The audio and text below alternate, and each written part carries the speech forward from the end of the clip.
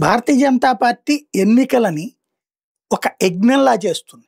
Congress party ఎన్నికల్ని ఒక రచ్చలా చేస్తుంది. ఇదే తేడా.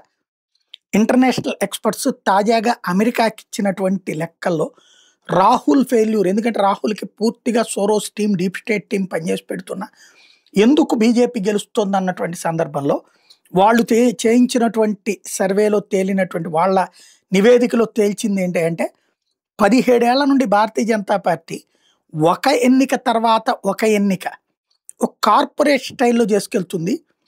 ఒక యజ్ఞంలా చేసుకెళ్తుంది.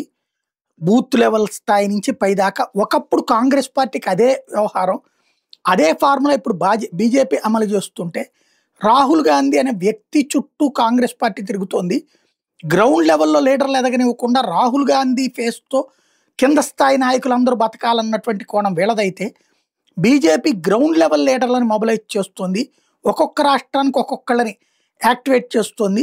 ఈవెన్ బీహార్ లాంటి చోట్లను ఇదివరకు నితీష్ కుమార్ ఫేస్‌తో ముందుకు వెళ్ళిన సొంతగా భారతీయ జనతా పార్టీ ఫేస్ కింద ఒకప్పుడు ఉన్నటువంటి వాళ్ళని పక్కన పెట్టేసి ఇప్పుడు సమ్రాట్ చౌదరిని తీసుకొచ్చినటువంటి లెక్కలు కూడా చూసుకోవాలి.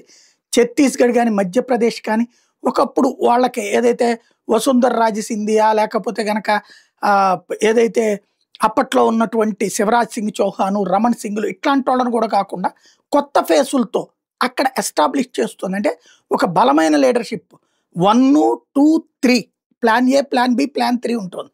బట్ కాంగ్రెస్ దగ్గర ఉన్న వాళ్ళని చెడగొట్టుకునేటటువంటి అడుగులు తప్పించి మరేం ఉండట్లేదు. అదే మైనస్ అని తేల్చింది.